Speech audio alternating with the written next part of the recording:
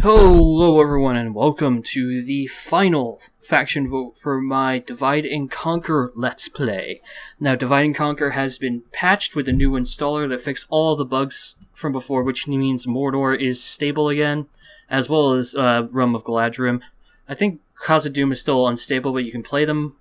Well, I'm not sure. Anyway, big turnout for the poll, 51 votes so far, and hopefully I don't have to re-record this video in case someone randomly votes 100 times to get someone pushed ahead, but as of right now, I'm going with every faction that got above 4 votes, except for Shadow of Mirkwood, because Shadow of Mirkwood, I think, is probably the most interesting evil faction, and that's the evil faction that tied for the most votes with Isengard. And I think one more. I think Clans of Endenwath got 2 as well, but I want to include at least one evil faction in the final poll. So, the final poll is between the Noldorian Elves, the Vale of Dorwinion, Gondor, Men of Dale, Dwarves of Erebor and the Iron Hills, and Shadow of Mirkwood. Now, the reason I'm going into a custom battle is so you can see each team's units, not each team's, but let me go back and set, let's set the Elves to a single team, and then everyone else to a different team. So that way we don't have to deal with all this. There are only 4 teams available, aren't there? Okay. So, let's set the men all to Team 2. And then we can set the dwarves to Team 3, and then there we go. There it is. Okay, so, the Noldorian Elves, this is, these are their units. This one is the Grey Havens of Lindon, who apparently can also get Smiths of Eregion. I did not know that. Okay, so, they get Teleri Swordsmen, Linden Longspears, Cinder Spearmen, Phallus Lords, which are their generals, Cinder Guards, Elderwind Spearmen, except they wear silver, Swordsmen and Spearmen, Mithlon Nobles, Smiths of Eregion, Archers, Cinder Archers, Elderwind Archers, Teleri Riders, Elderwind Lancers, Ballista, and Catapults. So again, we're just going over each individual faction's units here. The Teleri Swordmen are 15 defense, 6 charge, 10 attack, whereas the Sword Quindi have slightly higher defense but less attacking stats. Going over to the Archers, your other basic unit, 7 missile attack, 8 regular attack, 14 defense, and over here, slightly lower base attack, slightly higher base defense for the Archers. Am I doing that right? Oh, actually, these Archers have much superior defense, actually. No, they have the same. Okay. So, for their basic militia units, the Elves of Imladris have a slight weakness to these guys. Also because these guys get Linden Long Spearmen by default, which are pretty good units. As you can tell, the Elves of Imladris don't have a default Spearman. I wish I could actually show you, but I didn't include them here. They have to use Dunedain Spearmen, who are good. It's just that you don't get them naturally. And then they get Cinder Spears, which are 12 attack, 24 defense, and then their Phallus Lords, which have 28 defense and slightly higher charge. And then there's the Cinder Guards, which have a better charge, basically.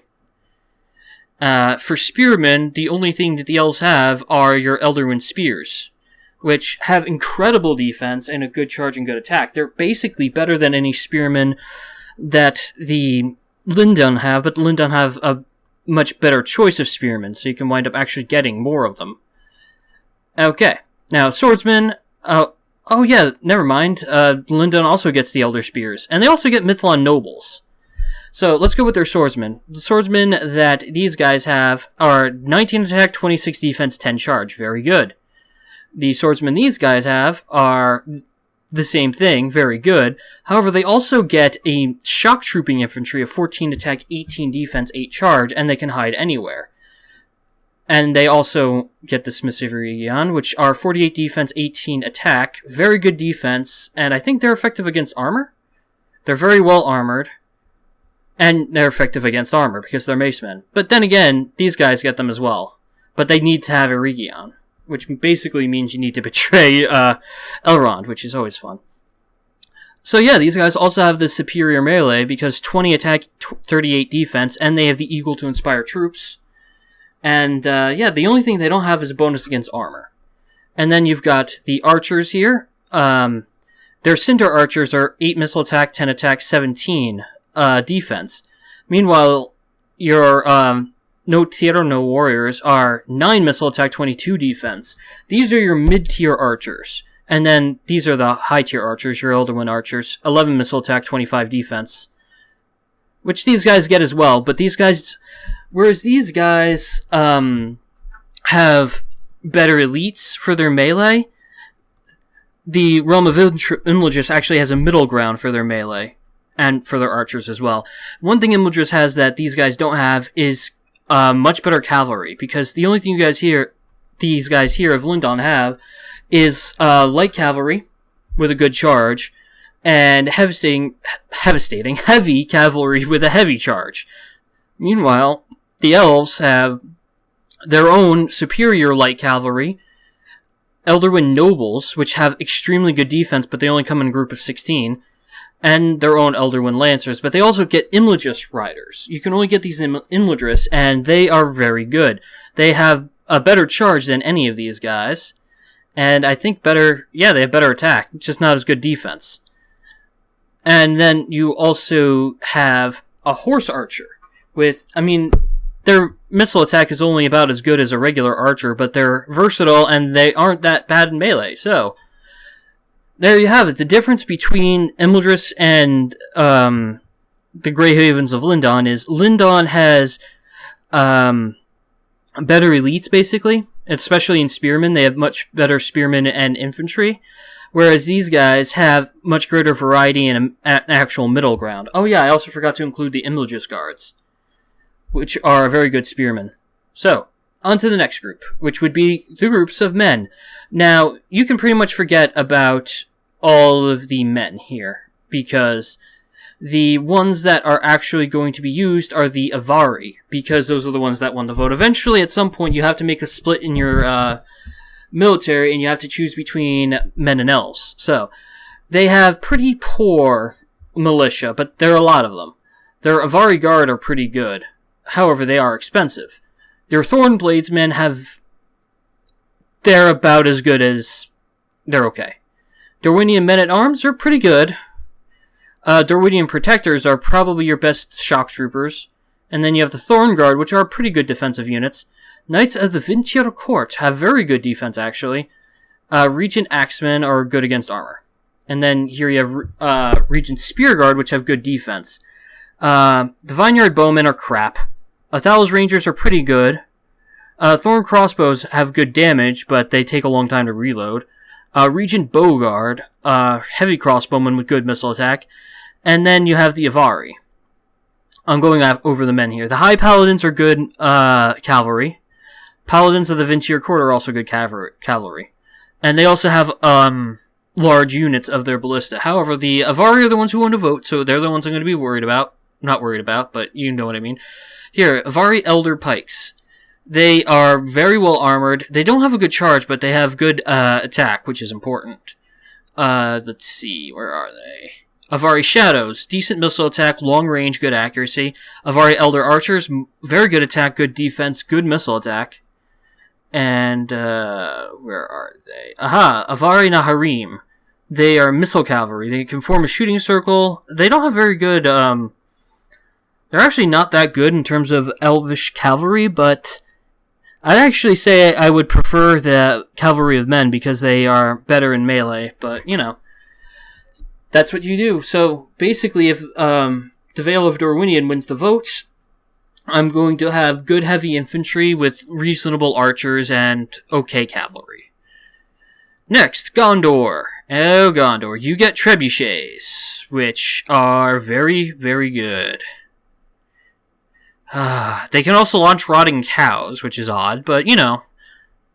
Okay, we're going to go with Gondor here. They have decent militia, which, you know, to be expected. A territorial guardsman, which has very good defense but poor attack.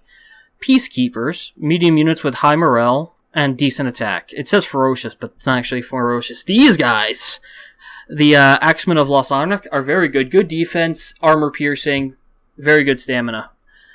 Alright, and Gondor Spearmen are very good spear units, very good defense. Fountain Guard, borderline very.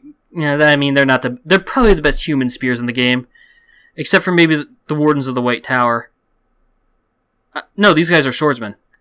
Anyway, Gondor infantry is half decent. They're not very good, actually. Guards of Osgiliath are okay. They're a defensive unit with long pikes, but they don't have great defense. Minas Ithil guards, which requires Minas Ithil. Minas Ithil is the actual name of Minas Morgul, and these guys are very good. Are they? They're actually slightly better than the Fountain Guard. And the Citadel Guard is also very good. And then you've got Archer Militia, which is crap. Lebanon Marines, which actually are pretty good. They're javelin units. Blackroot Vale Archers, which have good accuracy and range, but poor attack. Osgiliath Veterans have very good defense for archers. Ithilien Rangers have good attack, and they can hide anywhere, I think. No, they're just an expert at hiding, which is unfortunate. The Lebanon Guardsmen are spear units that also have javelins, which is pretty cool. Gondor Archers have good defense, but otherwise they're kind of crap. Cavalry Militia, cheap, not a good charge, not good attack, but they're passable. General's Bodyguard, very good defense, very good charge. Gondor Cavalry, meh. And then, obviously, they're ballistas. I would have preferred Dol Amroth because they have the Swan Knights, and the Swan Knights are the best heavy cavalry in the game. They have an incredible charge. Basically, the reason that they're better than the Elvish Lancers is because of numbers. They get, I think, 60 as opposed to 40. And one group of 60 Swan Knights can literally take a group of 200 peasant spearmen, spears, mind you, what they're weak against, from 200 to 40 in a single charge. Which is incredible. That's 160 kills for 60 cavalry. That's incredible. But Dol Amroth didn't get as many votes, so we didn't get to talk about them. Basically, Gondor is versatile, but they're expensive, and their units have a tendency across the board to be slightly weak, but they have good armor. And Men of Dale, who I have a funny feeling are going to win. I'm not entirely sure yet, though. Now, the Men of Dale, their Dalesmen are good against armor, which is their redeeming quality, but they're vulnerable to missiles due to their poor armor, and their defense is not that good. Dalian Swordsmen are pretty good, 6 attack, 11 defense. They've got shields, so they're not as weak to archers. Hearth Watchmen, you're going to use these guys for a while. They're shield wall infantry with half-decent stats. I say half-decent. Dismounted Earls are very good. They've got 11 attack, 23 defense, and they have the Eagle. That's very good. Barding Heerd, very good defense, decent attack, and Spearmen. So, they're pretty good. Dale Swordsmasters, good charge, good attack, decent defense. Good armor, so basically these guys, they charge, they pull away, they charge. They're not meant for extended melee. Rovian Gaudrouts, supposed to be in the Rovinen region. Shield wall spearmen with good defense, poor attack. Alright, Dale Woodsmen, hardy folk armed with longbows and long knives. Basically, they're your basic archers. They can use friendly missiles, but they're vulnerable to missiles of their own, and they're good at hiding in the woods. Dalian Rivermen are your javelin units, and that's it. They're half-decent javelins. Dalian Longbowmen, good range, accuracy, okay missile attack. Athala Rangers, who you also could get as Darwinian, you've seen them already. Your Royal Archers, 7 missile attack, 20 defense, they're very good. The best part about these guys, I think the Bardon Marksmen and Royal Archers both get armor-piercing arrows, so that 7 missile ignores armor, so they're good for fighting trolls. Here we are, effective against morale. Effective against armor, there it is. Yep, both of these guys. Do the Athala Rangers get it? No, they don't. Neither do these guys. So, both of these guys get the effective against armor. These guys are actually not as good, and they're more expensive. Oh, yeah, it's because there's more of them. Okay. So, yeah, Royal Archers and Bardian Marksmen are good. Royal Archers are better, but there's 50 less of them. And Dale Yeomen, or Blech Cavalry, very cheap to recruit. Basically, these guys are meant to take out skirmishing units and run down. Pronunciation incoming. Iwaluda House Guards, I think. Good defense, decent attack, good charge. Meh.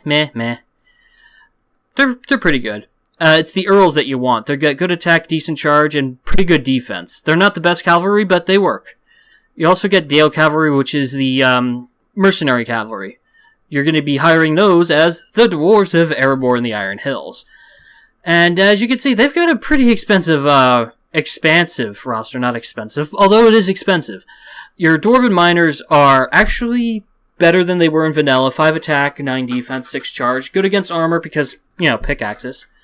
Next is your Dwarven Noblemen. I think these are what are largely going to be your generals, except for maybe the Axemen of Erebor, Dragon Slayers of Ered Mithrin, Hammers of not Hammers of Gundabad, or Guards of Khazad-dûm. Yeah, I think the Dwarven Nobles are generally going to be your general's bodyguard. Good attack, extremely good defense, and they can go into shield wall. Dwarven Warriors can also shield wall. They've got decent defense, good attack. Erebor Matic Warriors are basically your shock trooper, early infantry, good attack, decent defense, good against armor. Not a good charge, though. Vault Wardens. Heavily armed warriors equipped with long pikes able to form a defensive wall, good defense, decent charge. So yeah, not bad. I don't know where to recruit them, but not bad. Iron Guard. Shield wall, 10 defense, 10 attack, 30 defense. Very good. Dwarf Halberds. Spear wall, 16 defense, 7 attack. Stats lie here. These guys are incredible. I have won a battle against 3,000 orcs with 2 of these guys. And a couple other units. But 2 of these guys, basically. Alright, Dragon Slayers of Ered Mithrin. Veteran Warriors requires the Grey Mountains, so you need to capture Dane Halls to recruit these guys, but they've got great attack, very good defense, then they have the Eagle. They get a bonus against cavalry, they can make a shield wall, they frighten enemy infantry, they've got good morale. The only thing is they could charge without orders, but otherwise these guys are incredible. Akorani Nobles, they're not as good as the Dwarven Noblemen, but they are pretty good, but they're effective against armor. They don't have a shield, unlike these guys. Hammers of Gundabad, you need to recruit these guys in Gundabad. These guys can use sharpened stakes even though they are an infantry unit. And they're good against armor, decent attack, good defense. Dwarves of Khazad-dûm requires you to be in Khazad-dûm. Basically, if the Dwarves of Khazad-dûm fall and you retake it, you can recruit these guys. Good attack, good defense. Sensing a pattern here. Good attack, good defense. Good attack, good defense, low charge. Iron Fist Axe. Medium shock troops, effective against armor, decent charge, decent defense, decent attack. Stonefoot Warriors. Decent defense, shield wall, good against cavalry. Dwarven Axemen. Decent attack, decent charge, decent defense, effective against armor. Axemen of Erebor. Oddly enough, the same exact attack, just better defense and the same charge. That's kind of odd considering they're an elite unit. Anyway, Dwarven Travelers are half-decent missile troops. Axe Throwers are basically your javelin units. Stiffbeard Scouts are slightly better than your Dwarven Travelers. Iron Crossbowmen have better range and accuracy, but they take a long time to reload. And Blacklock Engineers are actually not one I've seen yet. Effective against armor, just like the other crossbows. They've got better defense. Lower attack, though. Better missile attack, so. Dwarven Catapults can use Grape Shot, which is just the best thing on the face of the earth. It's a pity they don't get trebuchets as well, but Grape Shot catapults are insane. They also get a damage bonus. It's supposed to be 50 attack as opposed to 60, but because they're dwarves, they get a damage bonus. And you have 2 units of mercenary units. Dale Cavalry and Sons of the Fallen. Sons of the Fallen are the mercenaries you never want to get rid of. Excellent defense, shield wall, good attack. They frighten their enemy infantry that's nearby. Basically, the sooner you can hire these guys, the better. I love these guys.